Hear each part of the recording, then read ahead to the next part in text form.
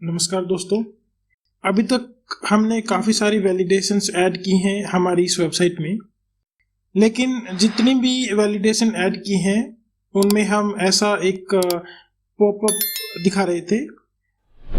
आज हम इसमें थोड़ा और वैलिडेशन डालेंगे। हम अपने लॉगिन पेज में वैलिडेशन डालने वाले हैं, लेकिन अब की बार यहाँ पे कोई पॉपअप दिखाने की बजाय हम CSS चेंज करेंगे। फॉर एग्जाम्पल, ये जो बॉर्डर है अभी इसका ग्रीन कलर है। हम चाहते हैं कि अगर यूजर इसमें क्लिक करे और फिर बाहर क्लिक करे बिना कोई वैल्यू डाले तो इसका जो बॉर्डर का कलर है वो रेड हो जाए। मतलब यूजर अगर खाली वैल्यू सबमिट करने की कोशिश करे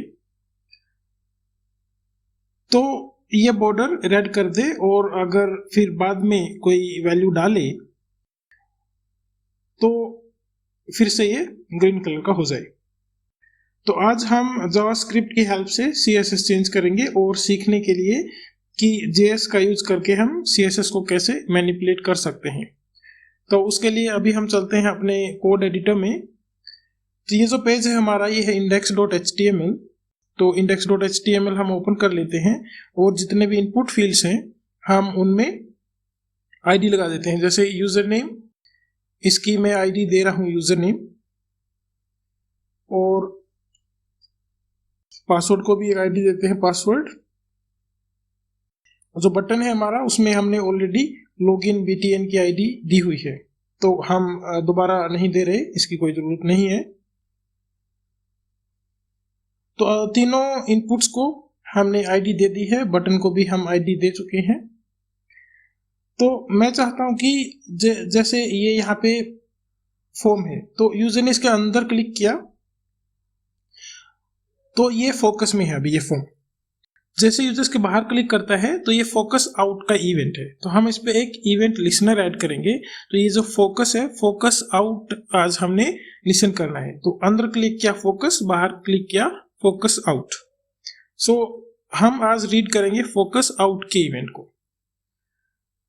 तो हम इसको टारगेट कर लेते हैं यूजर नेम को जावास्क्रिप्ट में। तो उसके लिए हमें एक जावास्क्रिप्ट की फाइल चाहिएगी। मैं यहाँ पे फाइल क्रिएट कर लेता हूँ index.js, और इस index.js को हम अटैच कर देते हैं index.html में, जैसा हम हमेशा करते हैं।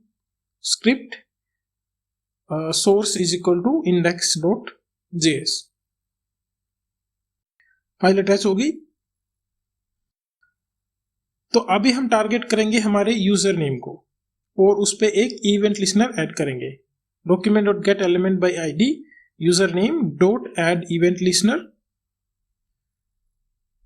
और जो इवेंट लिसनर हम ऐड करने वाले हैं वो है focus out. So focus out का इवेंट हम आज रीड करने वाले हैं। जैसे ही फोकस आउट करेगा तो एक फंक्शन यहां पे रन होगा, फंक्शन। और फिलहाल के लिए फंक्शन में मैं डाल रहा हूं एक सिंपल अलर्ट वर्किंग, ये चेक करने के लिए कि ये काम कर रहा है कि नहीं। रिफ्रेश करते हैं और मैं फोकस कर रहा हूं, और जैसे ही फोकस आउट कर रहा हूं तो ये वर्किंग यहां पे आ रहा है। सो फोकस आउट और वर्किंग, तो ये काम कर रहा है हमारा। अलर्ट को हटा देता हूं, हमें अलर्ट नहीं चाहिए। तो यहाँ पे सबसे पहले हम वैल्यू कैप्चर करेंगे यूजर नेम की। तो मैं वेरिएबल ले लेता हूं user name is equal to document.get element by id user name dot value, dot value. तो ये यूजर नेम की वैल्यू हमने कैप्चर कर ली। अभी हम इस वैल्यू को कंपेयर करेंगे जैसा हम हमेशा करते हैं। सो इफ स्टेटमेंट लगाएंगे यहाँ पे। और इफ स्टेटमेंट लगा के इसको जो यूजर नेम है हमारा, ये जो वेरिएबल हमने दिया है यूजर नेम, हम चेक करेंगे कि ये इक्वल नहीं है एक एम्प्टी स्ट्रिंग के। सो हमने यहाँ पे इफ स्टेटमेंट लगाई है कि अगर ये खाली स्ट्रिंग के इक्वल है तो, अगर ये खाली स्ट्रिंग है तो हम फिलहाल के लिए एक अलर्ट डाल रहे हैं एंटर यूजर नेम। तो ये अलर्ट शो करेगा अगर यूजर नेम में यूजर ने कोई वैल्यू नहीं डाली है। तो क्लिक करता हूं और बाहर क्लिक करता हूँ एंटर यूजर नेम। अगर मैं कुछ लिख देता हूँ यहाँ पे, बाहर क्लिक करता हूँ, तो कोई अलर्ट मुझे नहीं मिल रहा है। इसका मतलब हमारा कोड अच्छे से काम कर रहा है। अगर मेरी वैल्यू खाली है तभी मुझे ये अलर्ट मिल रहा है। तो वापस चलते हैं। तो हमें ये अलर्ट नहीं चाहिए, क्योंकि आज हमें अलर्ट नहीं करना बल्कि थोड़ा CSS मैनिपुलेशन करना है। तो चलते हैं CSS में, index.css। तो जो ग्रीन बॉर्डर हमारा लगा हुआ है वो लगा हुआ है इस क्लास की वजह से, माई इनपुट क्लास की वजह से हमारा ग्रीन बॉर्डर लगा हुआ है। तो ये यहाँ पे हमने क्लास अटैच की है माई इनपुट, और उसका जो बॉर्डर है वो है ग्रीन, इसलिए हमारा वहां पे ग्रीन बॉर्डर शो कर रहा है। तो मैं एक और क्लास यहाँ पे कोमा लगा के एक और क्लास यहाँ पे लिख रहा हूं माई इनपुट रेड, और नीचे माई इनपुट को वापस लिख रहा हूं माई इनपुट, और जो बॉर्डर प्रॉपर्टी है ऊपर उसको वहां से उठा के नीचे के माई इनपुट में लिख देता हूं। और उसके बाद एक और क्लास बनाते हैं माई इनपुट रेड, माई इनपुट रेड।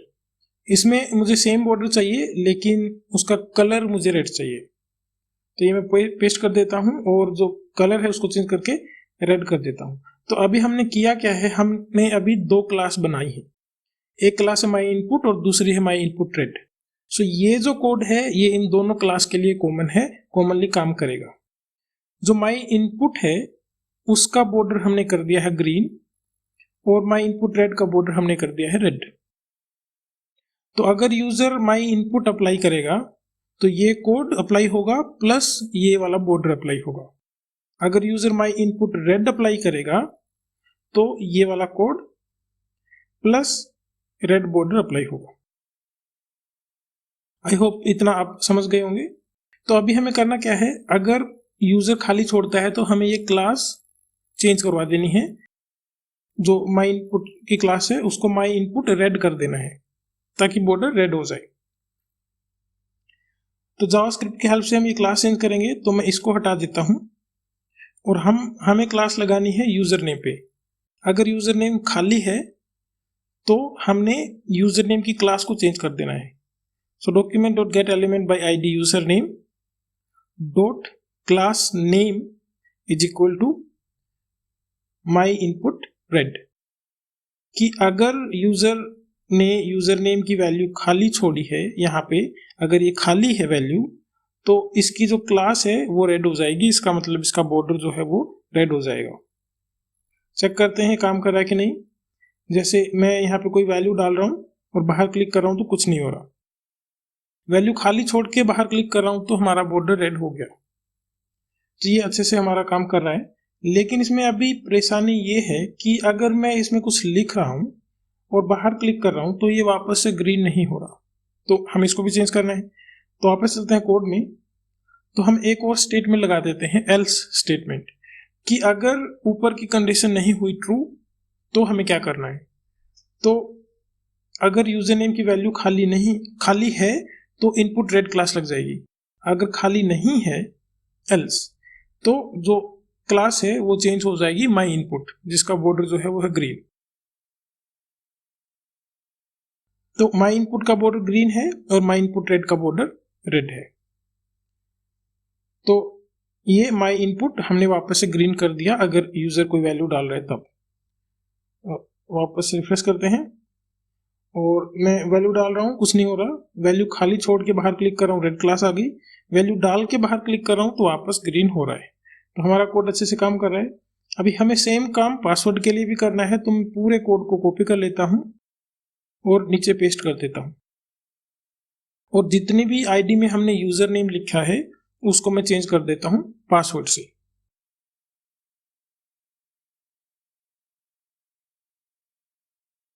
यहाँ को भी जहां जहां भी हमने यूजर नेम लिखा है सबको पासवर्ड से रिप्लेस कर देंगे।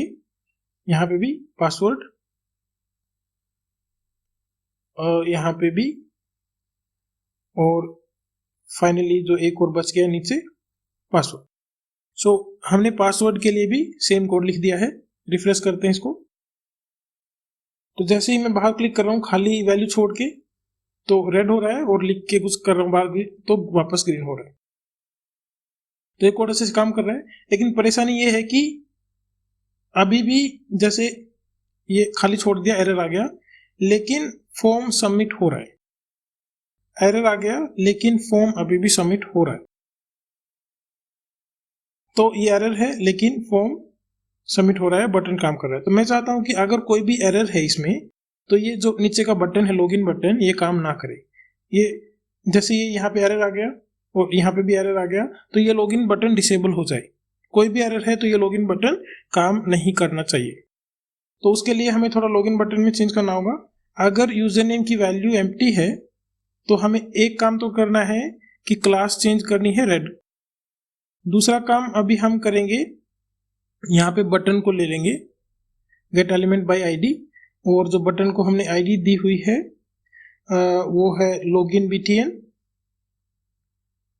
बीटीएन। तो इसकी जो डिसेबल्ड प्रॉपर्टी है डॉट डिसेबल्ड, उसको हम ट्रू कर देंगे। इसका मतलब ये बटन डिसेबल हो जाएगा, काम नहीं करेगा। Disabled true. सेम चीज हमें करना है पासवर्ड के लिए, कि अगर पासवर्ड खाली है तो क्लास रेड हो जाए और बटन जो है वो डिसेबल हो जाए। तो अगर माई इनपुट रेड लगा दिया हमने और बटन को डिसेबल कर दिया, दोनों केस में। चेक करते हैं रिफ्रेश करके। तो यहाँ पे वैल्यू डाली, पासवर्ड में एरर आ गया, तो बटन काम नहीं कर रहा। मैं ये वैल्यू हटा देता हूँ जो हमने पिछली बार सबमिट किया था।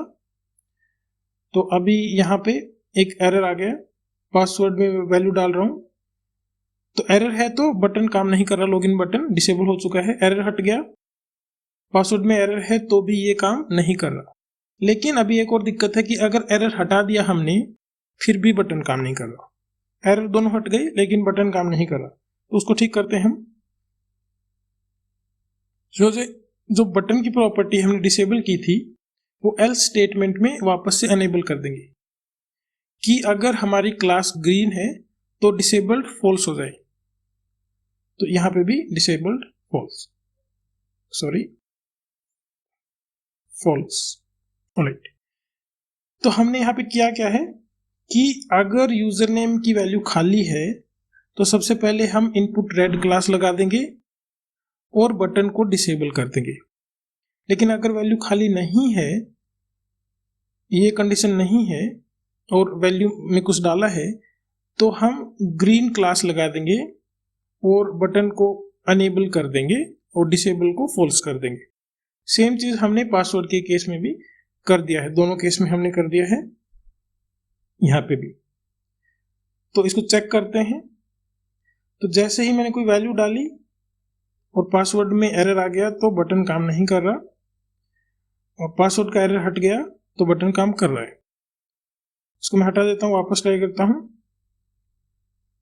तो यूजर नेम में एरर आ गया, पासवर्ड में एरर आ गया, काम नहीं कर रहा, एरर हट गया तो काम कर रहा है। तो हमारी वैलिडेशन अच्छे से काम कर रही है।